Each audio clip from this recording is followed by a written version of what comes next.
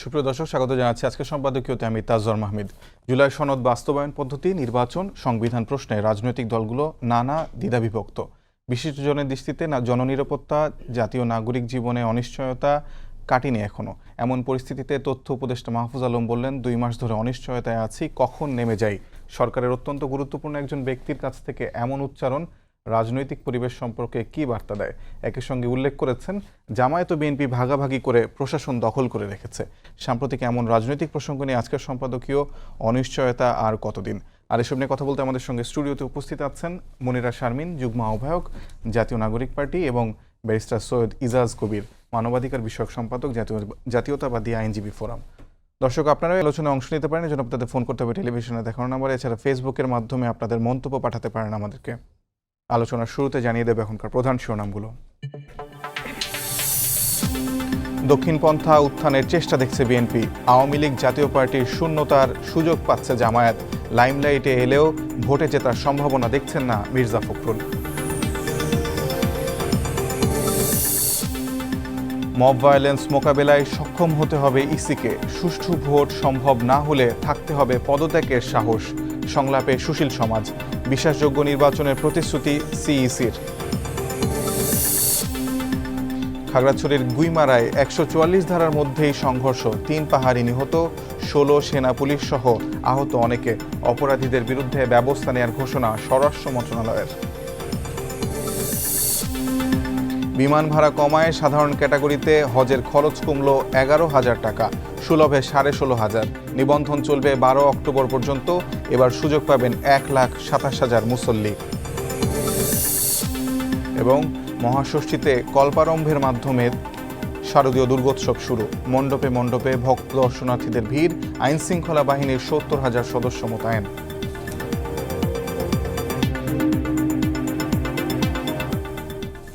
আমি আলোচনায় আসি। প্রথমে মনিরা, আপনাকে দিয়ে শুরু করি। মাহফুজ আলম আজকে বলেছেন যে প্রশাসনের বিভিন্ন জায়গায়, বিশেষ করে উপাচার্যদের কথা তিনি বিশেষভাবে উল্লেখ করেছেন যে কোনোখানে বিএনপি, কোনোখানে জামায়াত সেখানে আসলে ভাগ বাটোয়ারা করে রেখেছে।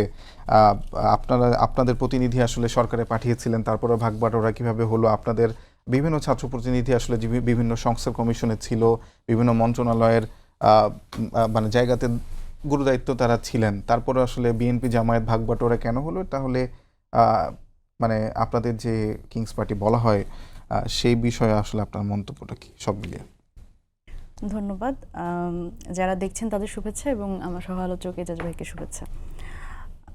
দেখেন, আমরা সবসময় আর কি এত বারবার করে এই কিংস পার্টি তকমাটা শুনি সবার থেকে। আপনি ধরেন টকশোর সঞ্চালক থেকে শুরু করে আমরা মোটামুটি বিএনপি বা অন্যান্য সকল দলের পক্ষ থেকে যে এই প্রশ্নটা বারবারই শুনি, এবং আমাদের মোটামুটি এই তকমাটা দেয়া হয়। তো এখন বিষয়টা হচ্ছে আমরা নিজেরাও এখন স্বীকার করি যে হ্যাঁ, আমরা কিংস পার্টি, মানে পার্টি উইদাউট কিং।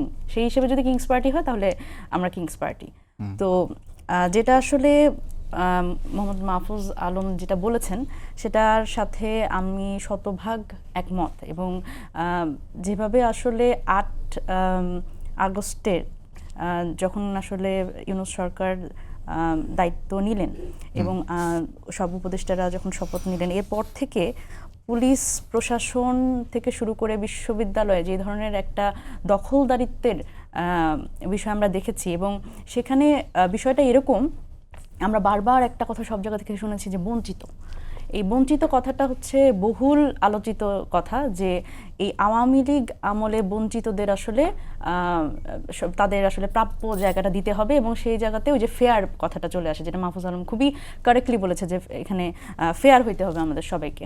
মানে আসলে যে রাজনৈতিক দলগুলো আছে, যেহেতু গণ অভ্যুত্থানের আমরা সকল রাজনৈতিক দলের অবদান স্বীকার করি, এবং এটি ছাত্র জনতার অভ্যুত্থান বলেই আমরা স্বীকার করি, সেই জায়গা থেকে সকল দলের যেহেতু অবদান আছে, সেই জায়গা থেকে ওই স্টেক দাবি করা, যে অভ্যুত্থানের স্টেক দাবি করা, এটি আসলে সচিবালয়ে এবং বিশ্ববিদ্যালয়গুলোতে সব জায়গাতে, এবং পুলিশের মধ্যেও এই বিষয়গুলো ছিল। ভাগ বাটোয়ারা হয়ে গেছে। জামাত কত পার্সেন্ট, বিএনপি কত পার্সেন্ট, কোনো আইডিয়া আছে? আমি যদি বলি একেবারে গ্রাউন্ড লেভেলে, যেহেতু আমার নিজের এলাকায় অনেক যাওয়া হয়, বিভিন্ন এলাকায় যাওয়া হয়, রাজশাহী বিভাগীয় দায়িত্ব পালন করেছি, সেই জায়গা থেকে আমার কাছে মনে হয়েছে যে পুলিশ এবং প্রশাসনে তো বঞ্চিত অনেক বেশি, এবং সেখানে বিএনপির শেয়ার পার্সেন্টেজটা একটু বেশি হবে এবং বিশ্ববিদ্যালয়ের ভিসি প্রভিসি এই জায়গাতে আসলে জামাতের আধিপত্য অনেক বেশি। এখন আপনারা যদি বলেন যে আমরা কেন এখানে আমাদের দুইজন প্রতিনিধি বা আপনি যদি বলেন যে অভ্যুত্থানের দুজন রিপ্রেজেন্টেশন থাকা সত্ত্বেও তিনজন, এখন তো দুজন, তো তারা থাকা সত্ত্বেও এটা কিভাবে হলো? দেখেন আমাদের তো আসলে এই এস্টাবলিশমেন্টটা নাই, বা আমাদের নিজেদের তো আসলে ওখানে কোনো এমন মানুষ নাই। ওখানে আসলে সচিবালয় বলেন, পুলিশ বলেন, সব জায়গাতে তো আসলে এটি 2 বা 3 ভাগে বিভক্ত, জামাত, বিএনপি এবং আওয়ামী লীগ। নিউট্রাল নেই কেউ? নিউট্রাল, এটা খুব গুরুত্বপূর্ণ একটা প্রশ্ন করেছেন। যে আমি আসলে ব্যক্তিগতভাবেও আসলে 8 আগস্টের পরে না হলে বা 5 আগস্ট না হলে বুঝতাম না বাংলাদেশে সৎ, নিরপেক্ষ, দেশপ্রেমিক, নিউট্রাল মানুষের এত অভাব। মানে প্রত্যেকেই কোনো না কোনো গণ্ডির মধ্যে নিজেদের জড়িয়ে ফেলেছে। এবং মানে খুব গুরুত্বপূর্ণভাবে আমি খেয়াল করেছি যে এই যে সম্ভাব্য ক্ষমতায় আসার যে একটা বিষয়, প্রথমে আমরা দেখলাম 5 আগস্টের পর থেকে বিএনপির একেবারে ক্ষমতায় চলে আসার এক ধরনের যে কথাবার্তা এবং মানসিকভাবে তারা যে ক্ষমতায় চলে এসছে, এই কথাগুলো যখন আর কি বিভিন্ন জায়গায় কথাবার্তা, এবং আমি যদি বলি যে সরকারি প্রতিষ্ঠানগুলো আপনি দেখবেন 5 আগস্টের পরে আপনি দেখবেন যে জাতীয়তাবাদী ফোরামের ব্যানার লেগে গেছিল। সুতরাং এবং বঙ্গবন্ধু পরিষদের জায়গায় আমরা শুধু দেখেছি যে জিয়া পরিষদটা আসতে। সুতরাং এই যে সরকারি প্রতিষ্ঠানগুলো, রাষ্ট্রীয় যে প্রতিষ্ঠানগুলো, সেগুলোও কিন্তু দলীয়করণ হয়েছে। এবং এটি আসলে কিছুই হয়নি। আপনি বাজার দখল থেকে শুরু করে যদি সরকারি প্রতিষ্ঠান, মানে সাংবিধানিক প্রতিষ্ঠানও যদি বলেন, সেখানেও এই বঞ্চিতদের যে পরিমাণ এখন পুনর্বাসন করা হয়েছে, সেখানে আসলে সত্যিকার অর্থে এই রাষ্ট্রীয় প্রতিষ্ঠানগুলোর যে স্বাতন্ত্র্য আমরা আশা করেছিলাম যে নিরপেক্ষ ভূমিকা পালন করবে, সেই জায়গাতেও কিন্তু আমরা সেই রকম কিছু হবে এটা দেখিনি। এবং গুরুত্বপূর্ণভাবে যখন আমরা সংস্কার ঐকমত্য কমিশনে গিয়ে এই সংস্কারের আলাপগুলো করেছি, আমরা কিন্তু বলেছি যে এই সাংবিধানিক এবং সংবিধিবদ্ধ প্রতিষ্ঠানগুলো, এগুলোতে আসলে একটি স্বতন্ত্র নিয়োগ কমিটির মাধ্যমে এই নিয়োগ প্রক্রিয়াতে আসলে আমরা যাওয়া উচিত। যে আসলে 5 আগস্টের পরও দলীয় যে লেজুর ভিত্তিকরণ ছিল প্রশাসনের মধ্যে, সচিবালয়ের মধ্যে, সেটির কোনো ধরনের পরিবর্তন ঘটেনি? একেবারেই ঘটেনি। এবং এটি জাস্ট সচিবালয় যদি বলি যে 14 তলা থেকে হয়তো 7 তলায় এসছে, 7 তলা থেকে 14 তলায় গেছে, এই ধরনের একটা পরিবর্তন হয়েছে। কিন্তু আপনি দেখেন এই যে গত 3টি, আমি যদি একটু প্রশ্ন করি যে আপনারা সংস্কারের নামে যে নির্বাচনটাকে, মানে সংস্কারের জন্য নির্বাচনটাকে আটকে দিতে চান, যদি পরিবর্তন নাই হয়ে থাকে তাহলে এই মানুষগুলোকে দিয়ে আমরা কি করব, এই সরকারকে দিয়ে আমরা কি করব? মানে তাহলে তো আসলে দ্রুত নির্বাচন হয়ে যাওয়াই মানে বেশি জরুরি, তাই না? কারণ এই মানুষগুলো যদি সেই রাষ্ট্রীয় বা সাংবিধানিক প্রতিষ্ঠানগুলোতে গুণগত পরিবর্তন না আনতে পারে, আমরা যদি এক পার্টির বদলে আরও 2 পার্টির আধিপত্য সেখানে দেখি, তাহলে তো আসলে আপনার কি মনে হয় যে সেখানে আর এই সরকারের থাকার কি প্রয়োজন ছিল না, দ্রুত একটা নির্বাচন দিয়ে দেওয়ার প্রয়োজন ছিল? দেখেন এই সরকারের সবচেয়ে গুরুত্বপূর্ণ ম্যান্ডেট ছিল বিচার সংস্কার। তো সেই জায়গা থেকে আমরা যখন বলছিলাম বারবার করে এই সংস্কারের বিষয়ে মনোযোগ দিতে হবে এবং বিচারের দিকে মনোযোগ দিতে হবে, অন্যান্য রাজনৈতিক দলগুলোর কিন্তু সেই সহযোগিতা বা আন্তরিক মনোভাবটা আমরা পাইনি। এবং সেই ক্ষেত্রে এই ডক্টর ইউনূসের এখন যে একটা তার চিন্তাভাবনা যে একটা নির্বাচন দিয়ে দিতে পারলেই অনেকখানি উনি বেঁচে যান, বা ক্ষমতাটা আসলে কোনো রাজনৈতিক সরকারের হাতে দিয়ে দিতে পারলে উনি বেঁচে যান এবং একটি নির্বাচনের মাধ্যমে এটি ক্ষমতাটা হস্তান্তর করলে উনি আসলে বেঁচে যান, এই মনোভাবটি আরও বেশি ক্ষতিকর। এবং দেখেন এই সংস্কারের আলাপে যখন আমরা গেছি, এখানে কিন্তু আসলে সব রাজনৈতিক দলের ঐক্যমত্য ছাড়া কিন্তু এটা হওয়া সম্ভব না। 5 আগস্ট পরবর্তী সময়ে এই এক ঐক্যের কথা বলে তো আমরা আসলে অনেক কিছুই বড় দল হিসেবে বিএনপি বলেন বা অন্যান্য যেই পক্ষগুলো আছে, রাজনৈতিক পক্ষগুলো, তাদের হাতেই আমরা দিয়েছি যে ঠিক আছে ঐক্যের স্বার্থে আমরা অনেক কিছুই করলাম না, কিন্তু আলটিমেটলি এই ঐক্যের স্বার্থটা চিন্তা করে আমরা যখন এই ছাড়টা দিলাম যে ঠিক আছে সবাই মিলে আমরা একটা ভালো বাংলাদেশ, এবং যে বাংলাদেশে আসলে এই ধরনের স্বৈরতন্ত্র আর আসবে না, সেই সংস্কারের দিকে কিন্তু আসলে গেল না। এবং এই বিএনপি বড় দল হিসেবে কিন্তু এই সংস্কারে আমরা বারবার বলেছি তারা কিন্তু আপার হ্যান্ডে যেতে পারতো। কিন্তু দেখেন এই যে আপনি পুলিশ প্রশাসন, বিশ্ববিদ্যালয়, সব জায়গায় যে ক্ষমতার ভাগাভাগি, এটি তো আসলে সেই পুরনো রাজনৈতিক সংস্কৃতিতেই আসলে আমাদের দলগুলো ফিরে যাচ্ছে। এই নতুন রাজনীতির কথা তো আমরা বলছি, এখন বিষয়টি যদি এমন হয় যে পরিবর্তন হচ্ছে না জন্য আমরা চেষ্টাও করব না, তাহলে আসলে এত মানুষের এই আত্মত্যাগের কারণ কি? এবং এত 2000 মানুষের আত্মত্যাগ এবং 30,000 মানুষের অঙ্গহানি, এরপরেও যদি আমরা এই জায়গা থেকে, এই পুরনো রাজনীতি থেকে, এই দলীয়করণ থেকে, প্রাতিষ্ঠানিক দলীয়করণ থেকে বের না হতে পারি, তাহলে আসলে আমরা রাজনৈতিকভাবে ব্যর্থ হব। জি, অসংখ্য ধন্যবাদ। আমি আপনার সহ আলোচকের কাছে আসতে চাই, ব্যারিস্টার সৈয়দ ইজাজ কবির। আপনি নিশ্চয়ই শুনছিলেন এবং আজকে উপদেষ্টা মাহফুজ আলমও যে কথা বলেছেন, আমি যেটা দিয়ে শুরু করেছিলাম সেটিও নিশ্চয়ই শুনেছেন যে 5 আগস্টের পরে 4 মাস মতো সময় আসলে দলগুলো নিয়েছে প্রতিষ্ঠানগুলোতে কিংবা প্রশাসনে তাদের লোক বসাতে, পরবর্তীতে জামায়াত বিএনপি ভাগ বাটোয়ারা করে তাদের ক্ষমতা ভোগ করেছে। আসলে এটার মানে এটা সুফল কি পেল বিএনপি সেটা একটু জানতে চাই, নির্বাচনে কি সুফল পাবে সেটা জানতে চাই, এবং আসলে 5 আগস্টের পর তো মানুষ একটি নতুন বাংলাদেশ দেখার স্বপ্ন দেখেছিল, সেখানে প্রশাসন যেই মানে আগের যে দলীয় ভূমিকায় ছিল সেখান থেকে এক ধরনের পরিত্রাণ মানুষ চাচ্ছিল, আর বিএনপি জামায়াতকে আসলে সেটির পথটাকে রুদ্ধ করে দিল কিনা। ধন্যবাদ আপনাকে এবং আপনার মাধ্যমে দর্শক শ্রোতাদেরকেও ধন্যবাদ, এবং দুর্গাপুজো উপলক্ষে হিন্দু সম্প্রদায়ের সকল ভাই বোনদেরকেও শুভেচ্ছা ও সালাম। না, আপনি একটা সুন্দর কথা বলেছেন যে মাহফুজ সাহেব বলেছে বিএনপি জামাত ভাগ বাটোয়ারা করে নিয়েছে, তো কেউ তো দিয়েছে। ওনার কথাটা যদি সত্য হয়ে থাকে, কেউ তো দিয়েছে, তো দিয়েছেটা কি? আমি চাইলাম আর পেয়ে গেলাম, না আমি কেড়ে নিলাম? আসলে উনি যে কথাটা বলতে চেয়েছে, আমি মনে করি না যে এই কথাটাই ওনার মূল বক্তব্যের সারমর্ম। ওনার পুরো বক্তব্যটা যদি শুনতেন, আমি যতটুকু দেখেছি যমুনা টিভির ইউটিউবে যেটা দেখেছি, যে হ্যাঁ, প্রথম কথা হলো যে এই সরকারকে সহযোগিতা করার জন্য বিএনপি শুরু থেকেই বলছে যে we are with this government, এই সরকারকে কোনোভাবেই আমরা ফেল করতে দিতে পারবো না। তাহলে এত মানুষের আত্মত্যাগ এটা জলাঞ্জলিতে যাবে, এবং সেই মনোভাব থেকেই এই সরকারের সাথে বিএনপি যথাসম্ভব এই সরকারের সাথে আছে, এবং বিএনপির যেই দাবি ছিল 17 বছরের দাবি, গণতন্ত্র ফিরিয়ে আনা, ভোটাধিকার ফিরিয়ে আনা, মানবাধিকার ফিরিয়ে আনা, সেটার দিকেই এই সরকারের কাছেই আবার বলা হয়েছে ঠিক আছে, আপনি এসেছেন, we are here, do whatever you need to do, ইলেকশনটাও দিয়ে দেন। সো ইলেকশনটাই হচ্ছে মোক্ষম ব্যাপার। রিফর্ম চলবে এখন, বেসিক রিফর্ম যেগুলো করা দরকার সেগুলো এই সরকার শুরু করেছে। রিফর্ম একদিনে শেষ হবে না, সময় লাগবে, যেই দলই ক্ষমতায় আসুক। কিন্তু আপনার গণতন্ত্রে ফিরে আসার জন্যে, গণতন্ত্র একমাত্র উপায় শুধু ভোট না, ইলেকশন না, বাট এটা number 1 way to start for the democracy. তো ওই হিসাবে আপনার ভোট চাওয়া, ইলেকশন চাওয়া, ইলেকশনের জন্য প্রেশার দেওয়া। কিন্তু এখানে যে ভাগ বাটোয়ারার যে কথাটা বলা হচ্ছে, এটা বিএনপি কি অফিসিয়ালি চেয়েছে এরকম যে আমাকে প্রশাসন দাও, আমাকে এইটা দাও, আমাকে ওটা দাও? আমার মনে হয় না। অনেকে ছিল যারা ত্যাগী ছিল বা বঞ্চিত ছিল, বা যারা বিএনপি হয়তো বা করেও না, কোনো না কোনো কারণে বঞ্চিত ছিল, তখন হয় তারা বিএনপি হয়ে গেছে, আর না জামাত হয়ে গেছে, বা কিছু একটা হয়ে গেছে, হয়ে তারা সেই জায়গা নিতে সক্ষম হয়েছে, যে কারণে এখন বিএনপিকে দোষ দেওয়া হচ্ছে। কিন্তু বিএনপি কি অফিসিয়ালি বলেছে যে আমাকে ওইটা দিতে হবে, আমাকে এটা দিতে হবে? সেরকম কিছু না। এখন মনিরা যে কথাটা বলল, তার অনেক কথার সঙ্গে আমি একমত যে এই আচরণ, এই ধরনের কার্যকলাপ আসলে সুখকর না, ভালো দিক বয়ে আনবে না। কিন্তু মাহফুজের কথার যেটা মূল সারমর্ম আমার কাছে যেটা মনে হয়েছে, সেটা হলো যে উনি এই চেয়ারে বসার পর উনি বুঝতে পেরেছেন যে আমলাতান্ত্রিক জটিলতাটা কী জিনিস।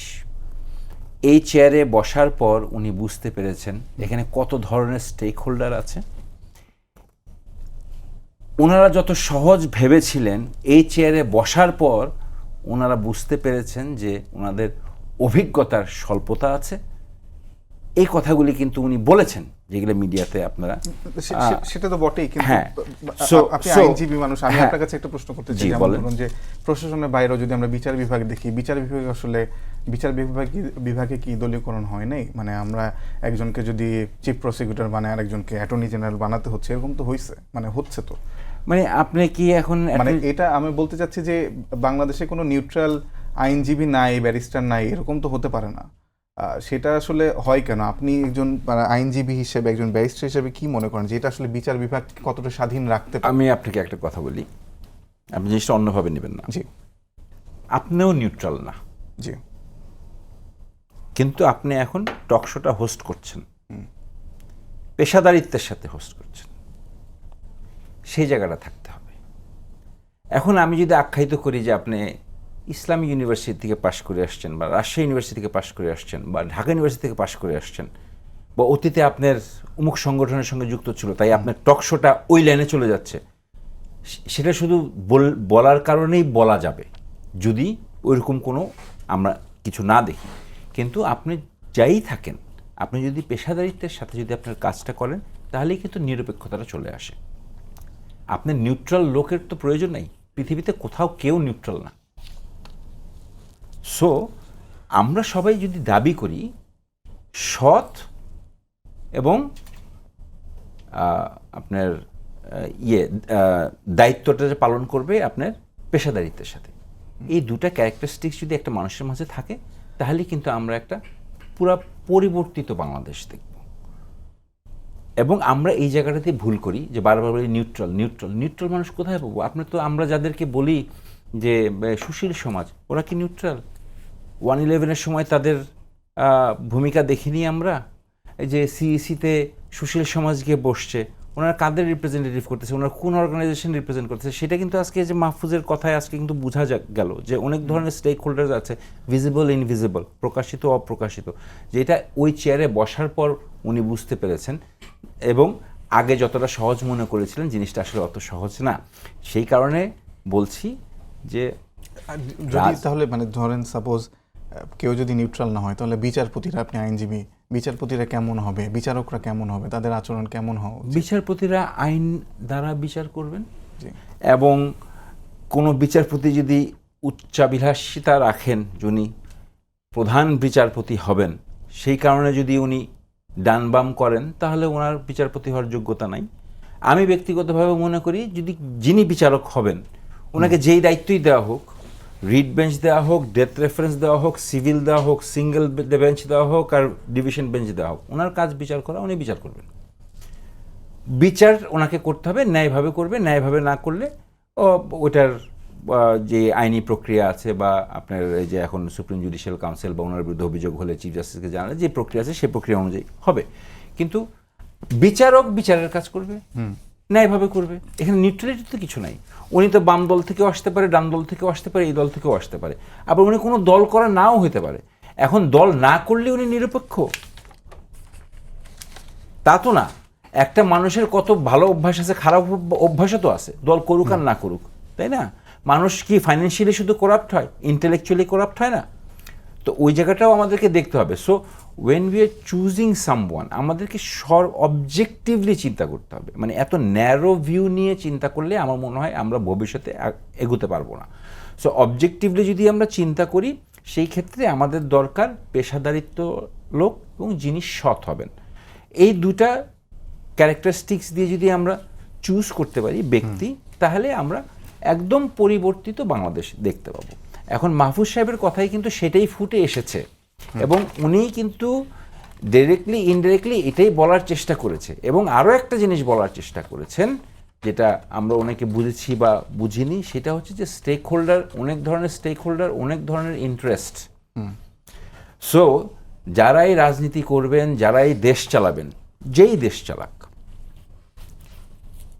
ওই যে জাতীয়তাবাদী বাংলাদেশির স্বার্থটা রক্ষা যিনি করতে পারবে, যিনি করতে চাইবে, তাদেরকেই দেশ চালানো উচিত। এখন সে যেই হোক, এখন জনগণ সেটা ডিসাইড করবে যে যে বাংলাদেশের স্বার্থ কে আগে রক্ষা করবে। যেটা আমরা গত 17 বছরে দেখেছি যে আমাদের স্বার্থ প্রায় জলাঞ্জলিতে চলে গিয়েছিল। আমরা অলমোস্ট একটা ভেসেল স্টেটে পরিণত হতে যাচ্ছিলাম বা হয়ে গিয়েছিলাম প্রায়। সেই জায়গাটা থেকেই আমি একদিক দিয়ে খুব খুশি, আনন্দিত যে এনসিপির কথাই যদি বলেন, অ্যাটলিস্ট আমরা সবাই জাতীয়তাবাদীর রাজনীতি করি, বাংলাদেশের রাজনীতি করি। থাকতেই পারে, দ্বিমত থাকতেই পারে, ভিন্ন মত থাকতেই পারে, কিন্তু আমি বিশ্বাস করি যে এখন যারা এই ফ্যাসিবাদী বিরোধী শক্তি যারা আমরা ছিলাম, যারা আমরা জয়ী হয়েছি আল্লাহর রহমতে, আমরা সবাই বাংলাদেশের ইন্টারেস্টটা আগে দেখব, সার্বভৌমত্বটা আগে দেখব। আমরা সবাই বাংলাদেশের ফরেন পলিসি, ইকোনমিক পলিসি এবং ডিফেন্স পলিসিতে আমরা সবাই একমত হব। আর বাকি অন্য কিছুতে আমাদের ভিন্ন মত পোষণ থাকতে পারে। কেউ হয়তো বা পশ্চিম দিক থেকে দৌড়ানো শুরু করবে, কেউ হয়তো পূর্ব দিক থেকে দৌড়ানো শুরু করবে, কিন্তু বেসিক পলিসির জায়গায় আমরা সবাই আশা করি আমরা একমত। ধন্যবাদ। মনিরা, আপনার আগের পর্বে আপনি যে কথাগুলো বলছিলেন সেখান থেকে মোটামুটি আপনিও নিশ্চিতভাবে বলেছেন এবং একমত মাহফুজ আলমের বক্তব্যের সঙ্গে। বিএনপি এবং জামাত দুটি দলে আসলে ভাগ বটোয়ারা করে প্রশাসন চালিয়েছে। তাহলে আপনারা যতটা আসলে বিএনপির প্রতি আগ্রাসী কিংবা বিএনপির প্রতি আক্রমণাত্মক, ততটা কি আপনারা জামাতের প্রতি আক্রমণাত্মক? মানে অনেকের মনেই এই প্রশ্নটা আসে, এমনকি মানে অনেকে কলাম টলমও লিখছেন ইদানিংকালে যে আপনাদের সঙ্গে মানে আপনাদের দলের যেই আদর্শ সেটা অনেকটা জামাতের সঙ্গে অ্যালাইন্ড। এবং আমি যার কথা দিয়ে আজকে প্রোগ্রামটা শুরু করেছিলাম, মাহফুজ আলম, তিনিও আপনাদেরকে নিয়ে ইঙ্গিত করে একটি ফেসবুকে পোস্ট দিয়েছিলেন যে প্রক্সি মওদুদি পার্টির আর প্রয়োজন নেই। আমি যেটি জানতে চাই যে আপনারা আসলে মানে সেই একটা গোপন সমঝোতা আছে কিনা, মানে অনানুষ্ঠানিক সমঝোতা আছে কিনা, গোপন না বললেও সেটি একটু স্পষ্ট করবেন। আচ্ছা, খুবই ইন্টারেস্টিংলি বাংলাদেশে এই যে নতুন তরুণদের যে নতুন দল এনসিপিকে প্রায়ই আমরা মানে যখন থেকে আসলে দল গঠন করেছি তখন থেকেই একটা জামাতের সাথে অ্যালাইন করা হয়। দেখেন, বিএনপির সাথে তো আসলে আমাদের আলাদা কোনো শত্রুতা নাই। আমরা যখন বলছিলাম যে এই সরকারের সময় সবচেয়ে গুরুত্বপূর্ণ এই সরকারের ম্যান্ডেট হচ্ছে বিচার এবং সংস্কার, সেই সংস্কারের ক্ষেত্রে আমরা খুব আশা করেছিলাম বিএনপি এখানে আপার হ্যান্ড নেবে, কিন্তু বিএনপি নেয় নাই। এবং বিএনপি এমন গুরুত্বপূর্ণ কিছু সংস্কারে মানে তাদের পক্ষ থেকে বাধা তৈরি করা হয়েছে যেটি আসলে গণতান্ত্রিক বাংলাদেশের যে স্বপ্ন আমরা দেখি সেই স্বপ্নের পক্ষে খুবই বড় প্রতিবন্ধকতা এখানে দেখেন। এবং বিএনপি বারবার করে আমি আজকে যদি মাহফুজ আলমের কথাই বলি, তিনি কিন্তু একটা গুরুত্বপূর্ণভাবে একটা কথা বলেছেন যে 4 মাস পর্যন্ত আসলে এই ভাগাভাগিটা চলেছে, ডিসেম্বর থেকে শুরু হয়েছে অসহযোগ এবং শুধু নির্বাচন দিয়ে চলে যান। মানে ডক্টর ইউনূসকে শুধু বলা হয়েছে যে আপনি নির্বাচন দিয়ে চলে যান, নির্বাচন দিয়ে চলে যান, নির্বাচন দিয়ে চলে যান। এবং এই নির্বাচনটাকে এই তসবিতে যতবার জপা হয়েছে এই সংস্কারের ব্যাপারে এবং বিচারের ব্যাপারে তারা কখনোই এই কথাগুলো বলে নাই। এবং একটা নির্বাচনের মাধ্যমে যদি সংস্কার হয়ে যায়, বিচার হয়ে যায়, তাহলে তো আসলে কিছু বলার নাই। আপনার যে কোনো ধরনের অসুস্থতায় আপনি যদি প্যারাসিটামল খান, আপনার ক্যান্সারের রোগ তো আসলে প্যারাসিটামলে ভালো হবে না। সুতরাং এই জায়গাতে বিএনপির সর্বরোগের মহা ঔষধ হিসেবে নির্বাচনকে চেয়েছে। কিন্তু আমরা যখন বলেছি যে সংস্কারের কথা, সেখানে কিন্তু শুধুমাত্র জামাতের সাথে আমাদের কথা মিলেছে ব্যাপারটা তা না। আমাদের গণসংহতি আন্দোলনের সাথে কথা মিলেছে, আমাদের এবি পার্টির সাথে কথা মিলেছে, আমাদের বাম অনেক দলের সাথে কিন্তু আমাদের ঐকমত্য কমিশনে একই ধরনের আমরা চিন্তা করেছি, ডিবেটের মাধ্যমে আমরা এক ধরনের কথা বলেছি এবং সেখানে বিএনপি হয়তো বিরোধিতা করেছে। কিন্তু মোটামুটি সব দল একরকম, বিএনপি ভিন্ন কথা বলছে। বিএনপি এবং তার সমমনা জোটগুলো দেখা গেছে যে যেই গুরুত্বপূর্ণ সংস্কারের কথা আমরা যখন বলতে গেছি তখন আসলে তারা সেখানে বাধা প্রদান করেছে বা তারা আসলে নোট অফ ডিসেন্ট দিয়েছে। এবং সেখানে সেই কারণেই আসলে এই যে জুলাই চার্টার, এটি আসলে বাস্তবায়নে নানামুখী সমস্যার মধ্যে আমরা পড়েছি। এবং এখন পর্যন্ত যখন জুলাই চার্টারের আইনি ভিত্তি আমরা চাচ্ছি, আমরা যখন বলছি যে এই জুলাই চার্টার বাস্তবায়ন এই সরকারের সময়ই করতে হবে এবং একটি রাজনৈতিক দলের মধ্যে একটি কনসেনসাস হতে হবে এবং এটি কিন্তু এই পদ্ধতি নিয়ে এখনও আলোচনা চলছে এবং এখনও কিন্তু সংস্কার কমিশনের বা ঐকমত্য কমিশনের কিন্তু আলোচনা শেষ হয়নি। কিন্তু তার আগেই যখন পদ্ধতি নিয়ে কথা চলছে, তার আগেই যখন বলা হচ্ছে যে এটি আসলে নির্বাচিত সরকারের হাতে দেওয়া হবে এবং নির্বাচিত সরকার এসে এটির আসলে সমাধান করবে কিভাবে এই সংস্কারগুলো হবে, সেটি তো আসলে একটি পদ্ধতির প্রতি আসলে অ্যালাইন্ড ফিল করা বলে। এবং যেখানে আসলে ঐকমত্য কমিশনের প্রধান হচ্ছেন প্রধান উপদেষ্টা, সেখানে তো আসলে এই ধরনের কথা প্রধান উপদেষ্টা যখন বলেন তখন তো আসলে এটা মানে কনফ্লিক্ট অফ ইন্টারেস্ট হয়ে যায়। তাহলে তো আসলে এই টেবিলে বসে যে আলোচনার সেই সংস্কৃতিটা, সেই এতদিন পরে আমরা একসাথে বসেছি সব রাজনৈতিক দল মিলে, সেই সংস্কৃতিটার জন্য আসলে হুমকি হয়ে দাঁড়ায় এবং সেটি আসলে অপমানজনক বাংলাদেশের জন্য। তো এই যে বিএনপি নির্বাচনমুখী রাজনীতি, দেখেন বিএনপি নির্বাচনমুখী রাজনীতি দিয়ে আসলে তো তরুণ সমাজকে এত বছর অ্যাট্রাক্ট করতে পারেনি এবং বিরোধী দল হিসেবে সে নিজেকে এস্টাবলিশ করতে ব্যর্থ হয়েছে। সেটার কারণেই তো এই গণ অভ্যুত্থান। একটি বিরোধী দল হিসেবে নিজেকে এস্টাবলিশ করতে না পারার ব্যর্থতা বিএনপির নিতে হবে। সুতরাং বিএনপির রাজনীতি আমরা ভেবেছিলাম 5 আগস্ট পরবর্তী সময়ে পরিবর্তন হবে, কিন্তু তাদের রাজনীতি কিন্তু পরিবর্তন হয়নি এবং সেই নির্বাচনমুখী রাজনীতি। দেখেন এর মধ্যে তো গুরুত্বপূর্ণ কিছু ঘটনার আমি রেশ টানি, সেটা হচ্ছে এর মধ্যে হয়েছে পাথর পাথর লুটের রাজনীতি, এর মধ্যে সচিবালয়ে দখলের রাজনীতি হয়েছে, এর মধ্যে জাকির সরকারের মতো বিএনপি ছাত্রদলের মানে যেই ধরনের নেতাদের তাদের ফুলের মালা গলায় দিয়ে কিন্তু অভ্যর্থনা জানানো হয়েছে, এবং এর মধ্যেই নয়নের মতো নেতাদের আসলে আমরা তাণ্ডব দেখেছি যমুনার সামনে। তো সেই জায়গায় আসলে এই জিনিসগুলো কিন্তু আমরা সেই পুরনো রাজনৈতিক সংস্কৃতিতেই দেখতে পাই। সুতরাং আমরা এই বিষয়গুলো নিয়ে বারবার করে কথা বলার চেষ্টা করেছি, কারণ এই রাজনীতি নতুন বাংলাদেশে আমরা দেখতে চাই না। এবং দেখেন, আমি সবসময় একটা জিনিস বিশ্বাস করি যে আপনার রাজনীতি যখন বিএনপির প্রতিপক্ষ আওয়ামী লীগ, তখন বিএনপির রাজনীতি একরকম হবে। বিএনপির প্রতিপক্ষ বা বিরোধী দল যখন এনসিপি, তখন তার রাজনীতি কিন্তু পরিবর্তন করতে হবে। আপনার প্রতিপক্ষ বা আপনার বিরোধী রাজনৈতিক যে শক্তি, সেটি আপনার রাজনীতি ঠিক করবে। এটার একটা এক্সাম্পল কিন্তু পজিটিভলি আমরা দেখেছি, ডাকসুতে কিন্তু দেখেছি আমরা। জি, আমি স্পষ্ট আপনার কথা। আমি একটা প্রশ্ন করতে চাই যে আমি যেটি দিয়ে শুরু করেছিলাম যে বিএনপির অনেকগুলো দোষ আপনি যেগুলো বলেছেন সেগুলো তো আছে, আপনারা প্রতিবাদ করছেন, প্রতি মুহূর্তে ফেসবুকে পোস্ট দিচ্ছেন আপনাদের সব নেতারা মিলে, সেটি ঠিক আছে। কিন্তু আপনারা কি মানে গত 1 বছরের বেশি সময় ধরে জামাতের কোনো অপরাধীকে আপনারা দেখেননি যেগুলো মানে একজন নারীকে লাথি মারা, আপনি একজন নারী, সেগুলো আপনারা কতটা প্রতিবাদ করেছেন সেই বিষয়টা আমি জানতে চাই। মানে আমার প্রশ্নটা নিশ্চয়ই এসেন্সটা আপনি বুঝতে পারছেন যে আপনারা যে অ্যালাইনমেন্টের কথা আপনাদেরকে বলা হয় সেটি যদি ছোট্ট করে আপনি ক্লিয়ার করেন। একদম, দেখেন এখানে মানে বড় করে যদি আমি বলি, সেটা হচ্ছে দেখেন, যখন আসলে 5 আগস্ট পরবর্তী সময় ফুটবলারদের নিয়ে একটি ঘটনা ঘটলো, নারী ফুটবলাররা তাদের পোশাক নিয়ে একটা কথা হলো, আমরা কিন্তু খুবই প্রেস রিলিজের মাধ্যমে আমরা প্রতিবাদ করেছি। এবং যখন আসলে এই নারীর স্বাধীনতা, এবং আপনি দেখেন যখন নারীরা টিজড হলো, আপনি শাহবাগ থানা থেকে যখন যিনি আসলে টিজ করলেন, তখন তাকে ফুলের মালা গলায় দিয়ে আসলে বরণ করে নেওয়া, এই বিষয়গুলো কিন্তু আমরা প্রোটেস্ট করেছি।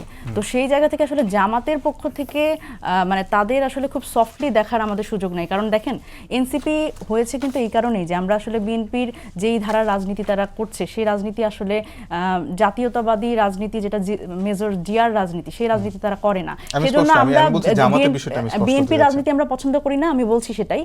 এবং জামাতের রাজনীতি আমরা পছন্দ করি না, কারণ আমরা বিশ্বাস করি যে ধর্মকে ভিত্তি করে আসলে কোনো রাষ্ট্রের কোনো ধর্ম হয় না, এবং এইটিকে ভিত্তি করে আসলে কোনো রাজনীতি হতে পারে না। সুতরাং কোনো প্রতিবাদ করেছেন না, আমরা কিন্তু সবসময়ই যেই বিষয়গুলো নারীর বিষয় এবং এই ধর্মীয়, দেখেন রিসেন্টলি আমি যদি আজকের কথাই বলি যে ঢাকা বিশ্ববিদ্যালয় ক্যাম্পাসে মল চত্বরে নাকি রাত 8টার পরে নারীরা ঢুকতে পারবে না। এটি তো খুবই আসলে জামাতের সংশ্লিষ্টতা নাই। আমি না, সেটা ক্যাম্পাসে জামাতের কথা বলছিলাম। আমি মনে অনেক সময় দিয়েছি। আমি ব্যারিস্টার ইজাজ কবির আপনার কাছে যেতে চাই যে আসলে মনিরা যেটি বলছিল যে বিএনপি এমন সব বাধা দিয়েছে যেগুলো গণতন্ত্রের পথ সুগম করতে, যেটি 5 আগস্টের পর মানুষরা চেয়েছিল, তরুণরা চেয়েছিল, সেটি পথে বাধা। এই প্রশ্নের উত্তর আপনি দিবেন, এমন সব বাধা কেন দিতে হলো বিএনপির? এবং আওয়ামী লীগের এগেনস্টে যে রাজনীতি, সেই রাজনীতি যদি এনসিপির এগেনস্টে করা হয়, সেটা তো আসলেই তো যৌক্তিক নয়, কারণ তারা গণ অভ্যুত্থানের পরে তরুণ একটা দল নতুনভাবে উঠে এসেছে। মনিরা তো অনেক কথা বললেন, আমি মনিরার কথাতে কিছুই মনে করি নেই, ওইরকম প্রতিবাদ করারও আমার ওইরকম কিছু নেই। Welcome to politics. আমরা চাই, আমি বিএনপির তরফ থেকেই বলতে চাই যে ইউ গ্রো আপ, পলিটিক্সে আসেন, আপনাদেরকেও দরকার। আমরা সবাই ফ্যাসিবাদ বিরোধী শক্তি, আমাদের ভিন্ন মত থাকবেই, কিন্তু আমরা জিয়াউর রহমানের রাজনীতি করি না, বাংলাদেশি জাতীয়তাবাদের রাজনীতি করি না, এই জিনিসটা সঠিক না। আমি ব্যাখ্যা করে বলার কোনো কিছু প্রয়োজন মনে করছি না।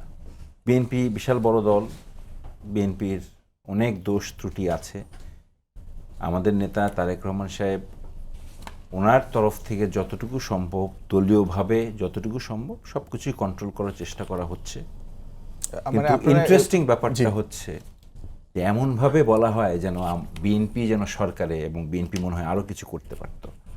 মানে আপনি ধরেন, আপনি এই অফিসে চাকরি করেন, আপনি একটা চুরি করলেন, এই অফিসের মালিক খুব বড় জোর কী করবে? আপনাকে চাকরিচ্যুত করবে, তারপরে একটা মামলা দিবে থানায়। তার পরবর্তীর কাজ তো আর মালিকের না, এ তো সরকারের হাতে। সো বিএনপি দল হিসেবে যা যা করণীয় করছে, এফেক্টিভ কি এফেক্টিভ না সেটা পরের ব্যাপার। এখন আমাকে বহিষ্কার করলো কোনো একটা কারণে, এবং আমি সেই অপকাজটা কন্টিনিউ করছি, সেটার জন্য তো আর বিএনপি দায়ী হবে না, সেটার জন্য রাষ্ট্রকে দায়িত্ব নিতে হবে, সেটার জন্য পুলিশকে দায়িত্ব নিতে হবে। সংস্কারের বেলায় আমার যতটুকু মনে পড়ে 826টা সংস্কারের মধ্যে 775টা সংস্কারের সাথে বিএনপি একমত, মাত্র 51টার সাথে বিএনপি একমত হয়নি। সেগুলোই সবথেকে গুরুত্বপূর্ণ। এখন কোনটা গুরুত্বপূর্ণ, কার কাছে কেন গুরুত্বপূর্ণ, আর বিএনপির কাছে কেন গুরুত্বপূর্ণ না, বা বিএনপি কেন এগ্রি করে নাই, সেটা বিএনপির নিজস্ব ধারা এবং এনসিপির নিজস্ব ধারা, নিজস্ব মতামত। বাট অবজেক্টিভলি চিন্তা যদি করেন, এনসিপি যেইভাবে, আমার মতে যেইভাবে চিন্তা করছে, জিনিসটা আসলে অত সহজ নয়। রিফর্ম কন্টিনিউয়াস প্রসেস, এটা আপনি চাইলেই একদিনে শেষ করে আপনি আপনি ক্যান্সারের রোগীকে একদিনে ঠিক করতে পারবেন না, যদিও নির্বাচন মহা ঔষধ না, কিন্তু হসপিটালে তো আপনাকে যাইতে হবে, হসপিটাল দিয়ে ডক্টর দিয়ে তো আপনাকে শুরু করতে হবে। মনিরের আরেকটা প্রশ্ন, যে আপনারা আওয়ামী লীগের এগেইনস্টে যে রাজনীতি করেছেন, এনসিপির এগেইনস্টেও সেই রাজনীতিটাই করছেন, এমন অভিযোগ মনিরা তুলছে আর কি আপনাদের বিরুদ্ধে। না, আমি সম্পূর্ণ দ্বিমত পোষণ করব, কারণ আমার কাছে মনে হচ্ছে যে বিএনপি এই সরকারকে সাপোর্ট দিয়ে যাচ্ছে, এবং এই সরকার, বিশেষ করে ইউনূস সরকার, অনেকের চক্ষুশূল, অনেকে চাইছে ইউনূস সরকার যেন সাকসেসফুল না হয়, সফল না হয়, এবং এই সরকার এখন পর্যন্ত যতটুকুই সফলতা অর্জন করেছে, আমি ব্যক্তিগতভাবে মনে করি এটা বিএনপির সাপোর্টের জন্যই।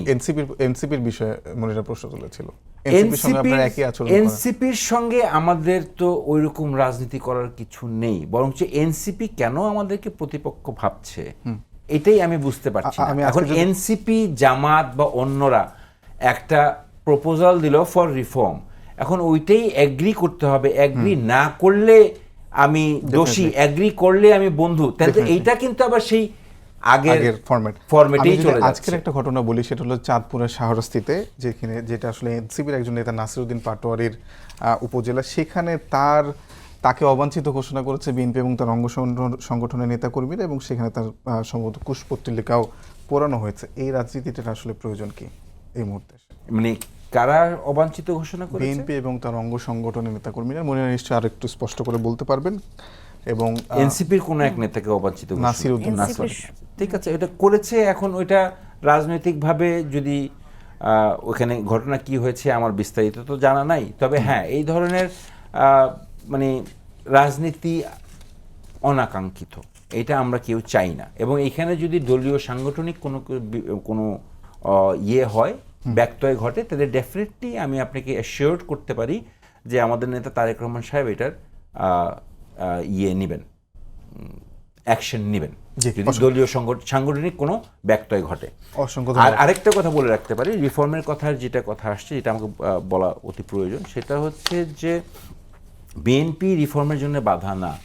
বিএনপিকে বলা হলো 17 বছর, মুনিরা যেটা বললেন যে 17 বছর বিরোধী দল হিসাবে নিজেকে করতে পারে নাই, স্ট্যাবলিশ করতে পারে নাই, তাহলে আমরা 60 লক্ষ আসামি কেন, এত মামলা আসামি হলো, আর এত মামলা কেন হলো, এত গুলি কেন খেতে হলো, তারপরে তো আসলো। আর রিফর্মের কথা তো আমাদের নেত্রী বেগম খালেদা জিয়া ম্যাডাম 20-30 ভিশন জেলে যাওয়ার আগেই দিয়ে গেছেন, তারপরে 31 দফা দিয়েছি। তা আমরা তো যদি কথা বলি, রিফর্মের জনক হচ্ছে বিএনপি, তো রিফর্মে বাধা নাই, দ্বিমত পোষণ করতেই পারে, কিন্তু ওনাদের সঙ্গে একমত হইতেই হবে, এটা জোর করাটা আবার ঠিক না।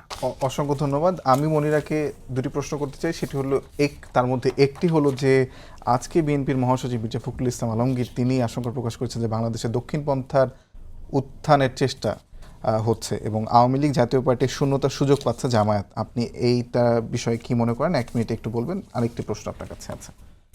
আচ্ছা, দক্ষিণপন্থী রাজনীতির উত্থান, এই বিষয়ে আমি একমত। একটি দেখা যাচ্ছে যে আমি যদি ডাকসু থেকে শুরু করি, তাহলেও আমরা দেখেছি যে ডাকসু নির্বাচনের একটি